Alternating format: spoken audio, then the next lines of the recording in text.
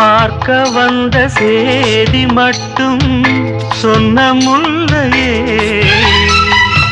பருவம் வந்த தேதி மட்டும் சொல்லவில்லையே.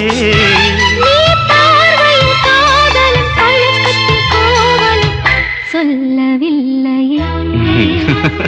உன்னை தொட்ட தென்றல் இன்று என்னை தொட்டு சொன்னதொரு சேதி, உள்ளுக்குள்ளே ஆசை வைத்து தள்ளி தள்ளி போவதென்ன நீதி?